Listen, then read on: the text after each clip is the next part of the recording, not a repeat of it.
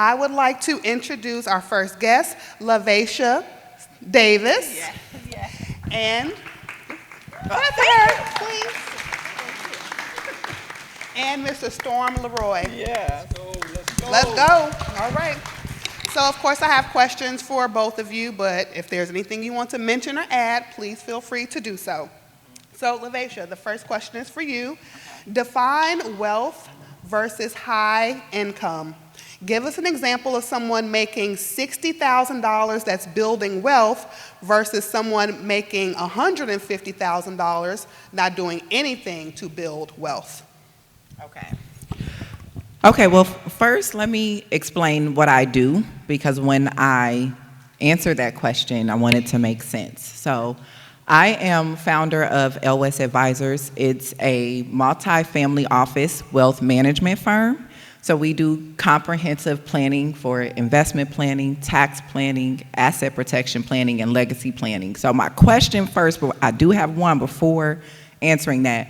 How many people in here are looking to just build financial security for themselves so that you can live the lifestyle you live now when you no longer want to work? Versus how many of us is looking to build wealth that's going to last for multiple generations? So if it's just the first, just for individual financial security, raise your hand.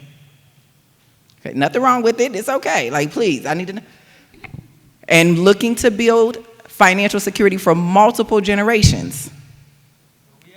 Okay, now that means I'm gonna give y'all, now listen, you got outnumbered for individual financial, so that the answer to that question is different based on your path. That's number one. The second part, when I say multifamily office and when it says define wealth versus high income, I know everyone in here is in pursuit for information to build a real estate portfolio. But it's important to understand that you're not in the real estate business. You're in the wealth business. Once you start to see your wealth as a business, real estate is just one leg of your overall portfolio. The true business is your last name. Once you start to structure your family like a business, and you pursue everything as such, the difference between wealth and high income is simple. Income is just what you take home and is measured by what you take home. Wealth is measured by what you have in abundance, and that's whatever you define wealth to be. If it's capital, if it's real estate, if it's health, if it's family, whatever you define that to be, the abundance of that is the definition of wealth. Can we agree on that? Okay, great. Now, when we're talking about someone earning $60K versus $150K, I am never one to give information, advice, or insight without context. I have no idea if either one of them are pursuing individual financial security or if they're pursuing multi-generational wealth. That's a big difference. But at the end of the day, if one is building more than the other, it's actually very simple. If you're going on a road trip, do you pull out the GPS before you leave or once you've already started? The difference between $60K and $150K typically is because there's only 4 mental states you're going to make your financial decisions. The first one is survival. If you're just living paycheck to paycheck, you don't care about legacy. The second part is status, where now when you start making a little bit of money, you want to show it. You want to showcase it. The third level is freedom, where now I no longer need to showcase and I'm not living paycheck to paycheck, but I can take care of myself. And the fourth level is purpose, where now I actually want what I achieve in my lifetime to impact the next generation and give them a boost up. So the difference between that $60K and that $150K is typically they get stuck in one of those two, and they pull the GPS out too late. The $60K might have pulled their GPS out right away, so they're saving, they're investing, they're protecting, they're moving. $150K might be stuck in that status mode. Now you're in the dead zone, you ain't got no service to get up out of there. There's usually what happens while one is building more wealth than other. But until we know what we're building towards, I don't know what either one of them are doing. Is this one? Okay. But I do have a quick question, maybe it's a clarifier. I don't have any children. I don't plan to have any children. Can someone like me still build multi-generational wealth? Absolutely. If it's not for your offspring, the next generation, you get to decide who takes that position. You may have an organization or a charity of your choice that you are connected to. Your alma mater, if you went to a HBCU, they could benefit from your financial gain that you accumulated in your lifetime but don't have anybody to give it to. There's always some way for your name to make an impact. It just depends on what impact you want that to be. Very good. Bring that. That would be for my nieces and nephews. Them But I too, appreciate them that. too. Go ahead and be the rich auntie. Okay, Come on, rich auntie. Yeah. So my first question for you, Mr. Storm. So again, legacy building sounds abstract for some people. I think Ms. Lavaisha definitely helped kind of give us some context and concreteness around it. Let's make it concrete for you. Tell me what you think. For a 35-year-old woman with a $100,000 net worth, what does her 20-year legacy plan look like? If you have any specific milestones or strategies, that would be great. First, let me give some context also to who I am for those who don't know me. Storm Leroy, I started out working a job at Verizon. I bought my first piece of real estate in 1999. I got into investing into real estate out of state in 2015. Now, the objective was, when I bought that piece of property, was I did not want to work forever, but I did not want to be a landlord that created a job for myself. So what I did was, once I started buying that property out of state, it changed my life. I bought properties in Milwaukee, Georgia, Texas, Indianapolis, Cleveland, and all of those properties I've never seen except two, and Alabama. As of today, out of 43 properties that I owned, I guess I committed the ultimate sin to some of you. I sold 41 of those properties as of last week. The reason why is because I knew my exit strategy was to build different wealth besides being into the real estate on that level. So there is always an exit strategy. You just need to have that, and I'm at that point. Biggest thing also, before I answer that question, I started investing in real estate in 2015, and 5 years later, my retirement was supposed to be 2027.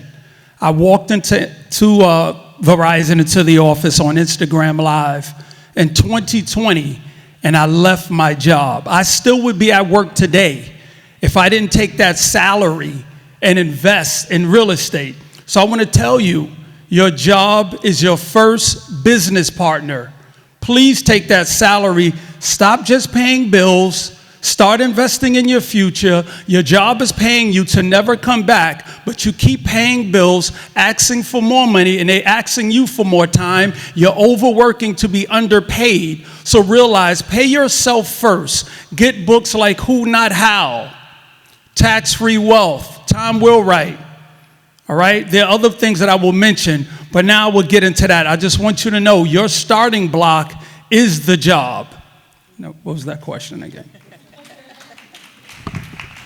The question was, for a 35-year-old woman with a Yeah. $100,000 net worth, Yeah. what does her 20-year legacy plan look like? Wow. If you have specific milestones or strategies? Wow, that's, like she mentioned, that's kind of hard to gauge an individual, right? But what I want to tell you is, have a plan. I knew I did not want to be on somebody else's time clock.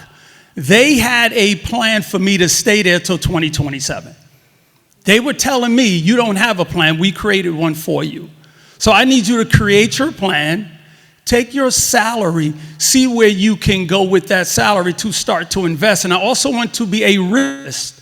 What I done back then by buying properties for $20,000, $40,000, I didn't have to rehab.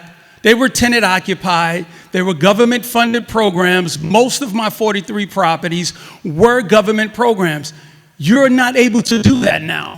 You're not buying those properties for $20,000 and $40,000. Properties I've bought at that number, I've sold them for $100,000 and $200,000.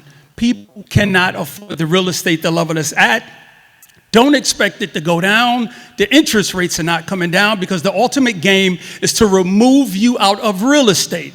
BlackRock, Vanguard, State Street, LLC, they're buying it because they understand how we built wealth for our family. They understand that in 2030, 8.9 million jobs will be gone. These people will need housing and a subsidy program to house them. This is why BlackRock and Vanguard are buying houses. They're not buying them to be landlords to people like us. They see the wave of unemployment coming. So I want you to start saying to yourself, if they're going to make 20 billion, how can I make 1%?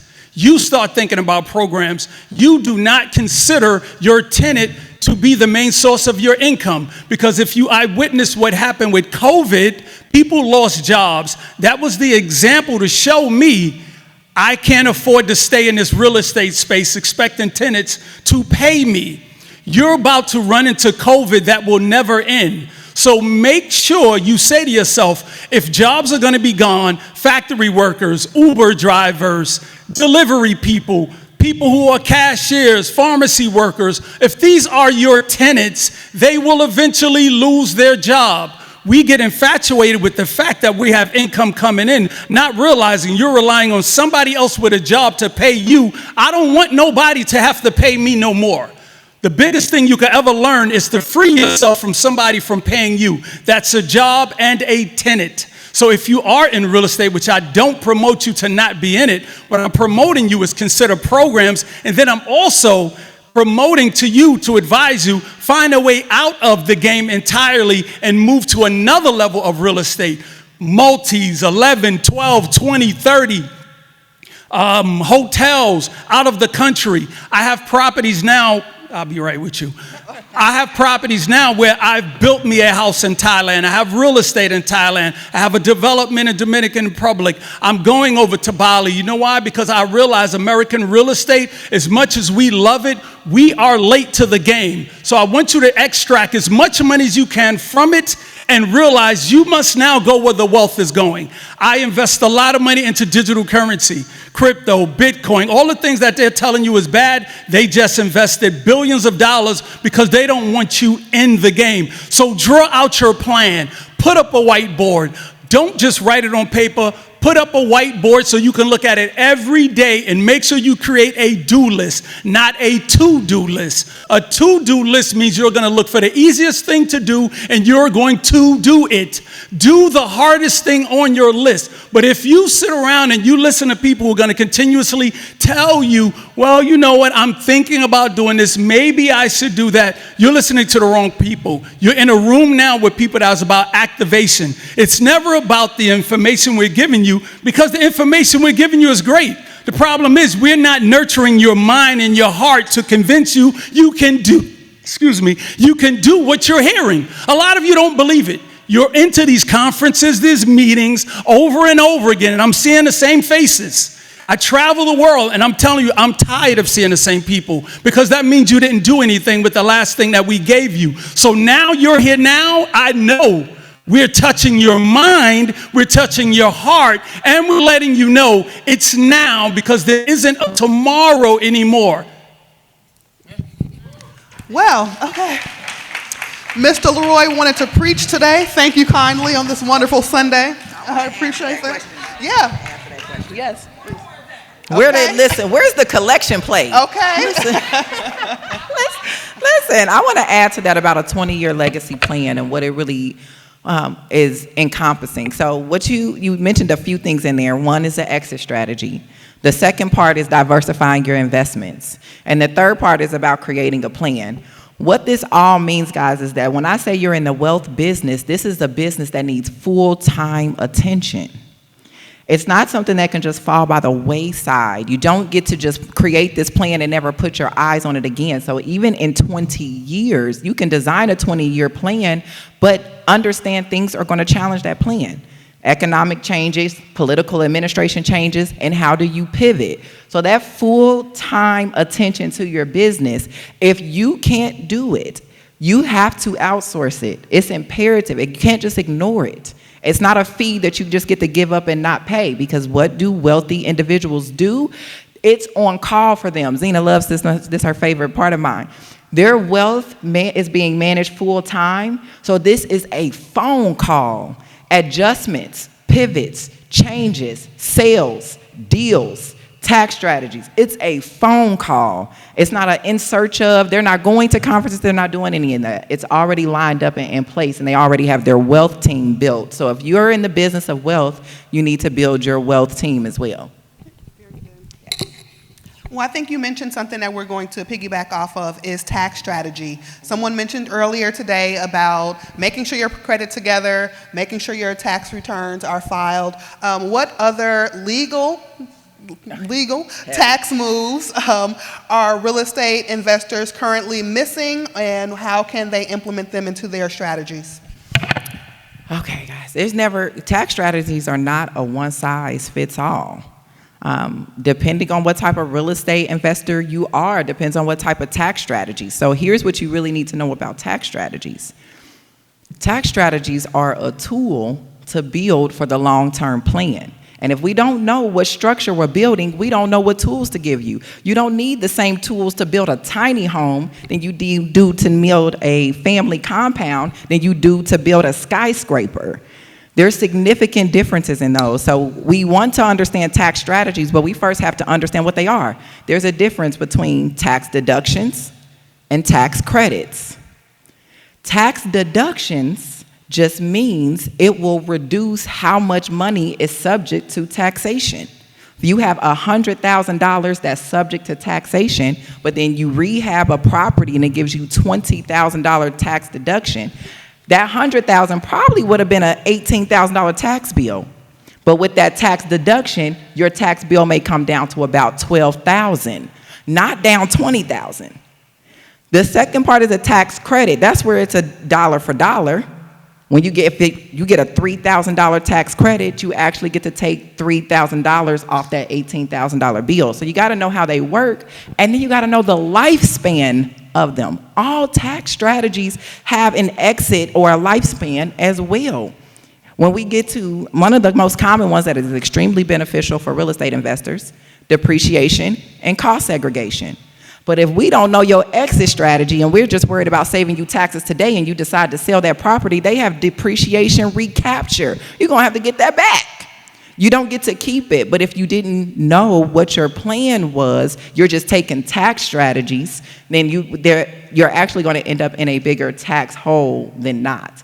Or if you constantly doing 1031 exchanges to be able to keep it in real estate to avoid capital gains tax, but you have a plan to one day diversify and you don't know how to get out of it. So it's not that you're missing tax strategies or not taking full advantage of them. You just don't know which ones applies to you because we're not thinking long enough. We're thinking about today, next week, this year, next year, when I have clients and we're planning for 50 years. That's a totally different tax strategy. So I hope that answered that. No, I'm going to let you get through those questions. We'll be here all day. Listen, we got time today. I would like to know about your tax strategies. Which ones have you employed in the past and implemented in your business, especially now that you are diversifying? And just from my knowledge, I don't know about them, but especially when you're investing overseas or investing internationally. Well, for full disclosure, me and Lavaisha work together. She handles a lot of my stuff, so she's the go-to, and we work well together. So we have a synergy when we work. For me, tax strategies, cost segregation, especially out of the country. I have bank accounts in other countries. I have a bank account, Cayman Islands, Dominican Republic, Thailand, and as far as I like to make you aware of certain things, and I kind of pause. I don't pause a lot, but when I do, it's because I say to myself, are you ready to hear what I'm about to say? So that's why I pause. I'm never at a loss for words. I don't believe the business banking structure here will survive what's going on, and I want you to prepare. It's okay to put your money in other accounts in other places. It's okay to have foreign LLCs in other countries. It's okay to start saying, I understand money is changing. They have stable coin, which Bill just passed, a company called Circle, if you guys look into that. It won't exist, but I need you to start preparing to have you a place to live outside of here if you're just watching a little bit of politically what's going on, start having you an escape route. For those that, I don't know if it's that many over here, but 50 and older, there's retirement visas. There's other visas in other countries. I don't want you to, and I'm not going to say don't want you to, because that's being too polite. I want you to stop, get away from, don't do it. When you go on vacation, don't look at it as a vacation anymore. Think of it as somewhere you could possibly live. Go look at the school systems, the jobs, the hospitals, the transportation hubs, because when you're on vacation, that's the most relaxing feeling you have. You feel like there's not a care in the world, but then there's something in you that says, man, I got to go back to work. And you start preparing for the stress of work because we've been programmed. You don't have to think that way. You can literally live the life of a vacation for the rest of your life. You just choose not to because somebody told you you have to retire at 65. Somebody told you got to be here for 35 years. I still would be at work today doing overtime till 2027 if I didn't listen to them. So I employ in you to do the same because you are a reflection of the things that you do. And your children, your nieces and nephews, they are watching you. Your children, as a child, we had this great thing that's called an imagination. We wanted to be astronauts, physicists. We wanted to change the world. Then we got on an assembly line of life called the job, and it ruined you. You now come into house, your children have that same mentality. You come in upset at what work has done, your co-workers, your best friends, and now they going, you mean this is what I have to look forward to? You're destroying their dreams. So I need you to remember that thing in you as a child as being that person who had an imagination to change the world and go out and do it. What was the question? Do you preach like My this taxes. every day? I mean, I don't. Okay. So with taxes, and I'm going to give her back the floor because it was about taxes. I have a great accountant who handles that. I do not think about the things that I did not master. I pay someone to do them. It's that simple. She lets me know what I need to do. She lets me know about my living trust. Well, I will get into that before we get out of here. And they will handle that business from there. My goal is to pursue freedom. That's what it is. And it's so crazy that you say that because I'm actually going with my mom next week. She is becoming a resident in Mexico because she is over America. She got a little retirement fund together. Once she converts that to pesos, it's a lot more than what she thought it was. So I'm on your plane. I'm on your plane. Yeah, that's real quick, and I swear this one will be short. Anytime you transferring your money from one country to another, you are literally making a bump in your funds. In Thailand, it's $1 for every 30. So if you had $1,000 in a U.S. bank, what is that? That's $30,000 automatically switched into Thailand bahts. And now the rent, the eating, the cost of living. I just came back 2 weeks ago from my home in Thailand. Everything was fruits. Everything was natural, not from a truck. Everything is fresh. Fresh. Yeah. So it's absolutely. Yeah. Okay. Well, we got a vacation to plan. Okay, go ahead. It's not a vacation no more now. See? Yeah, I'm just look, saying. see, you got to get that out of there. You got to get that out of there.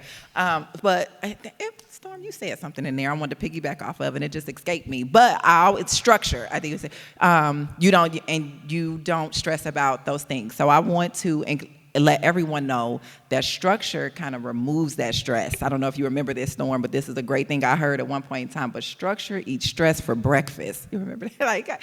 And it can set you up to avoid mishaps, like things that you will be concerned about or worried about. If it's structured properly, you no longer have those concerns.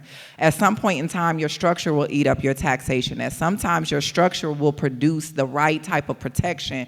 Your structure will produce investment opportunities because you have to come to a cap table or a capitalization table properly structured to explore your investment opportunities. Real estate is just one asset class, guys. And they're out here getting money in a number of different asset classes. It's not the only way to do it, but if you're not structured properly, you won't even get the invite. You won't even get to participate. So just remember that wealth is it's a compounding effect from strategic decisions, not just dollars. It's not just about money, it's about the decision. When you decide to manage it like a business, when you decide to build a plan that's for long term, that stuff compounds over time, and it makes a significant difference because in our community, We're not told to have a family business. We're not educated on the structure, and we're not educating or training the next generation properly, and we give too much freedom. Talk about destroying imaginations. We let them do whatever they want. What would you like? Whatever you want to do. Like, no disrespect to those who do that, but if you don't lead the next generation with intention, that's why the second generation typically destroys any wealth that you even created. You can choose whatever you want from this list, from what we need. We're how many of y'all first generation entrepreneurs in here? How many of y'all got attorneys in y'all family? How many of y'all have accountants in your family? How many of y'all have legal or political representation in your family? Well, your kids don't have a choice. We got roles to fill. And unless these roles are filled, our family is going to continue to be behind. Are you here for your family to be behind? Is that what you're here for?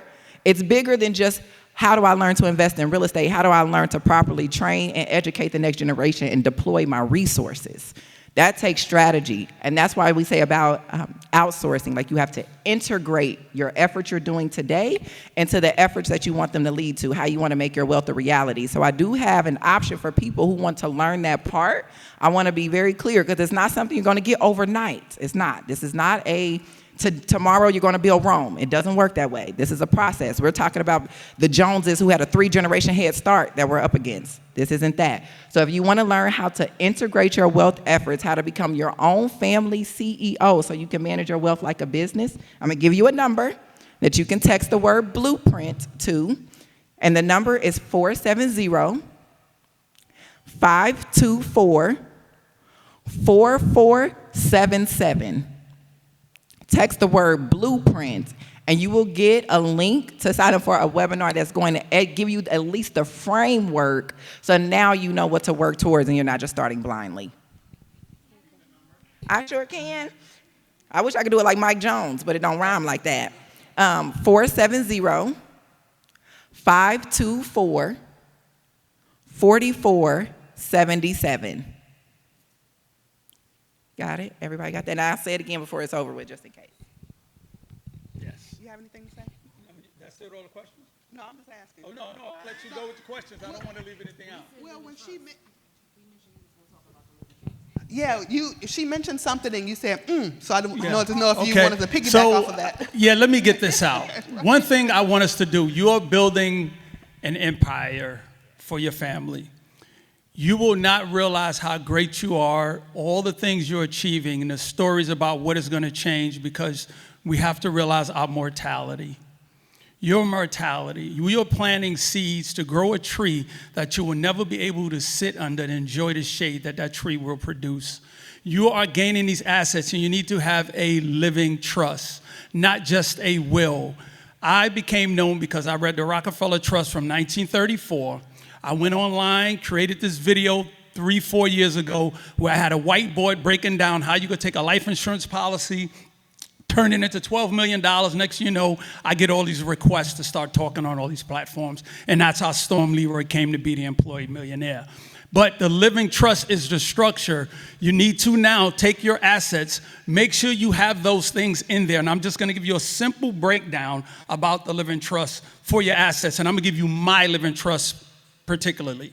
If you take your properties and your assets, you leave those for your family, the biggest thing we don't do is create for the next legacy.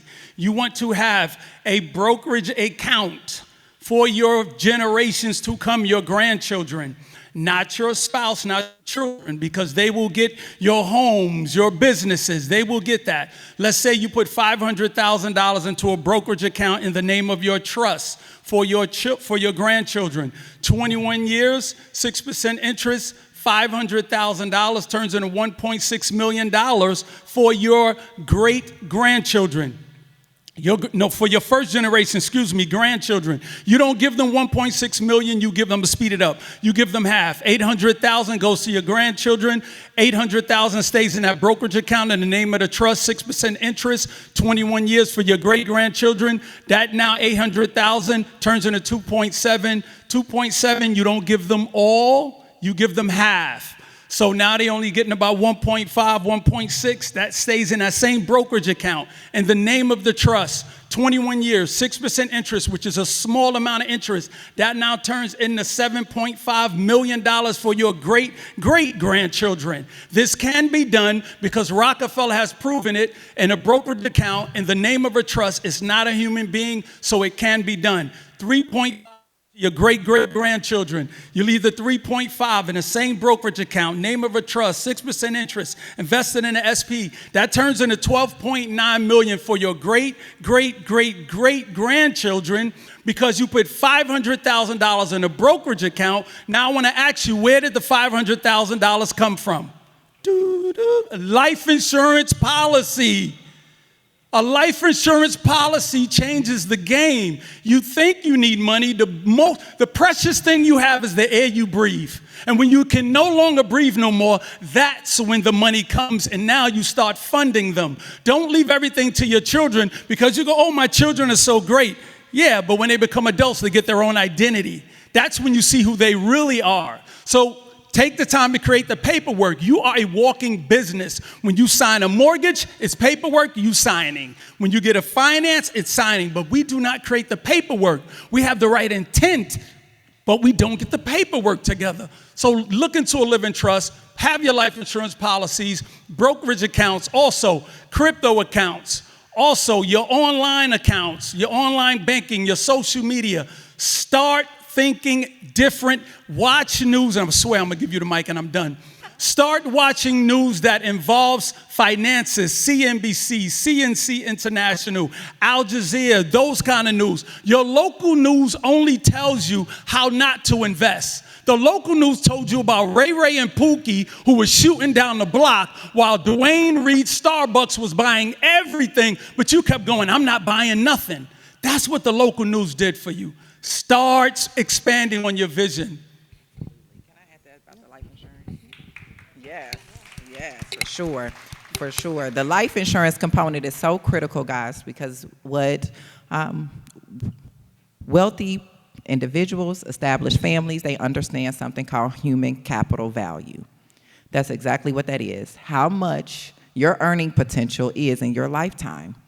And they calculate it for every member in their family. And it might sound bad as we sit here and talk about it, but how they see it is, we're living longer.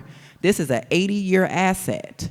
How much value are we gonna get out of 80 years of this person? And then we insure it for that amount. So that way, if we don't ever extract their full value because we're not in control of how long they're gonna live, our family bank is still gonna recoup and receive those resources. Human capital value, a basic calculation you can use. You take your income, whatever you earn right now, and you multiply that by 25 years. If you don't have that amount of life insurance, you're not doing a service, you're doing a disservice to your family. You have to calculate your human capital value. Human capital is the #1 asset in your family business. Then the second valuable asset in your family business is your intellectual capital. Every human is going to have some type of idea that's going to become valuable. It's your job to document and record and keep and enhance and teach. Wealth is not an easy feat, guys. It's work. It's a job. It's complex. They made it that way for a reason and kept us out of it, but it doesn't have to be. Intellectual capital is the second valuable resource. The third most valuable resource is then what we've created now even more is the social capital. Like, is your kids taking over this social media? That's okay. That's social capital that's going to be valuable to your organization one day. And the last piece that is a result of all of that is the financial capital. So don't get so caught up in the money. Understand your human capital value in your business. If you're a family of 4, multiply that. Let me tell you what else you want to multiply for your family. If an individual that averages about $75,000 a year, they're probably paying about $10,000 to $12,000 a year in taxes. Multiply that same number by 25 years, and then multiply that by 4. That's how much the government is going to get from your household. That's your wealth potential that you've essentially just handed over because we're not practicing family business. When you start to incorporate your family, here's what we do. We spread income around. We spread income around to lower tax brackets. They don't actually have to put it in their pocket. It can go in that brokerage account that's going to multiply. The 12-year-old that we're paying, that we have on payroll, don't need the money, but we're going to get the tax deduction because it's taxed less at their income rate, and we're going to keep it. We're going to reinvest it. Now, where do these investments go? You have to have insight of what your investment opportunities even are to multiply. Like, where you get that information from? Where do y'all get y'all investment information from? Be honest. Just yell it out. They get YouTube, TikTok, Instagram. YouTube, Friends. TikTok. So tell me this. Do you think the people that are making multi-millions of dollars a year and investing in it, where you think they're getting their investment information from? Yeah, exactly. The people that they pay, because they pay, exclusivity comes with something. They're not following the YouTube and TikTok tricks. That stuff is there for a reason. It's to keep you distracted. It's to keep you confused. They know that I'm not going to get in my, yeah. Listen to me. Your family is an institution. You want to invest like an institution, not like an individual. Institutions, their whole objective is to be able to produce a return for a long period of time. How you think firefighters and police officers that get pensions and stuff, how do you think that happens? Because an institution is responsible to invest the money to produce a certain rate of return that's going to pay them income for a lifetime. You can do that same thing for your family. It's no different. If you invest in a 401k, you know what a 401k is? It's a trust. It's a legal structure that's managed by a third party that's supposed to turn into income for you when you retire. Now tell me why you can't go get a legal structure that you put capital in, that's managed by a third party, that's supposed to produce income, so none of us are dependent on whatever happens in this catastrophe of an administration that we have. We're not dependent on nobody because we're self-sufficient. That's the part we're trying to get to. Storm and I are not here to baby feed anybody. I apologize, but I think we get spoon-fed this tidbit of information. We need to graduate from financial literacy and go on to financial sophistication. It's a real game being played out here, and we're being left out. And as long as we continue to allow it, we're always going to be second-class citizens. We have a real economic power in this room to take back control, because guess what we used to have control over? HVAC, electrical companies, plumbing. All these companies are now owned by baby boomers who is going to want to transfer that wealth. And you have the economic power to collaborate and go buy these companies back and get our control back. But we're just leaving it out there on the table to be taken by somebody else. This is not a game. It's not a joke. I'm really about to cry up here. Because listen, I see these people every day. I'm in these rooms every day. I'm at these tables every day. And these families, and they all got the same last name, and it's millions of dollars, and they buying everything, when each and every last one of us, if we just collaborated, we could do the same thing. There we go. Absolutely. Do you have any questions, or are we out? Yeah, we can do it. Okay. Now I'll let you ask a question. Okay, thank you. Thank you for that, honestly. One of the questions is, what's the biggest threats to wealth that successful women face? I just want to open that up to everybody. What are some threats that... The biggest threat is our story. Our story. If we don't tell our story, and this is where I get messed up too. There was somebody at the bottom of a ship that didn't sacrifice their life, that didn't jump overboard, that didn't kill themselves, that made it possible for us to be in this room right now. There was somebody who went through sitting there, piles of feces, ships rocking, watching being ripped away from their families, so we could be here with this opportunity, and what are we doing with it? We are sitting here saying, wow, I've never seen it. This is the worst it's ever been in my life. Yeah, in your life, but somebody else went through something even worse than that. Inside my trust, I created a video, and I tell everybody it's very important to leave these things outside the assets, where I tell the story about how my great-grandfather started a business in the South. His business, he would go into, pluck this thing into the trees, take out the sap, and he would sell the sap and the fuel to all the chainsaw companies who was cutting trees. This was a black man in the South, couldn't read, write, but he knew math. He had such a good business that the competition went and chained him in his truck, set the truck on fire, and killed my grandfather for that business. They need to know what we went through. They need to know, how did I get here? They need to know my family walked 15 miles through slavery from the plantation, had a shack in the dark of night. My great uncle told me these stories, built a shack, stayed in there, and my mother watched her uncles all try to go from the south to the east. She never heard from 8 of them. Only 2 of them made it. And my mother never told me she loved me until she was 22, because she experienced the loss of her family, never realizing what happened to them. These are the things they need to know, because they think it's all cell phones, YouTube, bubble gum, and rainbows.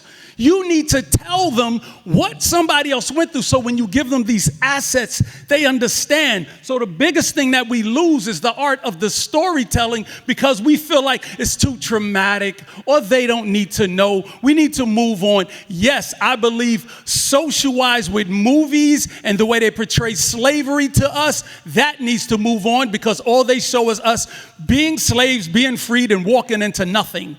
We need to have the biggest stories. We came from kings, then we ended up here, but now I'm sitting here, standing here, providing you with an opportunity. But if you don't tell them that, they're going to think everybody in your generation had cell phones, had money, owned homes, and it was all good. Your story is what's important to leave besides the assets. That was beautiful. Sorry. The question was, what is the biggest threat to wealth that face successful women? But open that up to the entire floor. Okay. So there's actually no threat. How many people play chess in here? How many moves can the king make? One at a time. How many moves can the queen make? My husband is the reason why I'm sitting here today, because he sat here and he taught me that game when I was a 22-year-old wild child. I don't even know how he knew it. When I was wild, he told me, he said, here, sit down. Let me teach you a game. I didn't want to learn no game. I told you I was a wild child. So he was like, let me teach you. So this is chess. So he told me how every piece can move. For those that don't know, each piece on a chessboard can move in a limited direction. So the king, everyone can either move in a limited direction or a limited number of spots. The king can move 1 square at a time, 1 square to the left, 1 square to the right, 1 square to the front. The queen can move all over the board. She can move in whatever direction she likes. Now, depending on where you are in your mindset, that might mean a threat to you. Let me tell you where I was, because I was a wild child. Because when he said, you're going to be able to get in rooms I can't. You're going to be able to say things I can't. You're going to be able to do things I can't. So as long as you're acting like a wild child, we won't be able to achieve our goals. But in my mind, I said, I know he ain't trying to tell me why he should be my pimp. And then it clicked. I was like, okay, he's not. He's just trying to make me better. He's just trying to make me better. So honestly, I say that to say this, that there is no threat. You can move on the board however you like. You actually have the most powerful position in this world. Like, if I can't do it, I can bear the child who can. Like, you have the both. So that for me, there is no threat to success other than, or for a successful woman, other than the people who don't know her power. And it could be her. That's it. Yeah. So I just wanted a time check. 5 minutes? Okay. Is there anything else that you guys want to share? I feel like these questions, you guys have covered them back and front at this point. Thank you. I like to tell you guys something. We all run in the now, like now I'm doing this, now doing that. I want to remind you or let you know the most important move you can ever make is your next move. It's not now. Now's the shortest time span of life. I snap my fingers, now, and it's over. Now. Every now will lead you to your final now. When the doctor told our mother to push now, the next now is when your God, a higher deity, tells you, whispers in your ear something that only you can hear and says, you're coming home with me now. The problem with that is we don't know the time in between. But in between those nows, there's a series of next, next, next, next, next. You knew you was coming here. That was a now, you're here. What is the next move when you leave here, though? What is your next position? I need you to grab a hold of your next and stop being overwhelmed with the now, because it's the shortest time span. Once you focus on what that next thing you're going to do is, you're going to achieve so many great things. And I need you to take this information and share it with your family, your children. Somebody, I knew somebody was going to do it to me. I knew it. It never fails. Because if you don't give them, y'all have a blessed one. I just hope I gave you enough to change your life. I'm right there with you, brother. I'm just going to say that wealth management is no longer a luxury. It's a requirement, guys. If you really want it to last, it requires full-time attention. It's no longer a luxury. We are not playing any more games. We are not our ancestors. We are not. And believe that. Thank you. Thank you so much.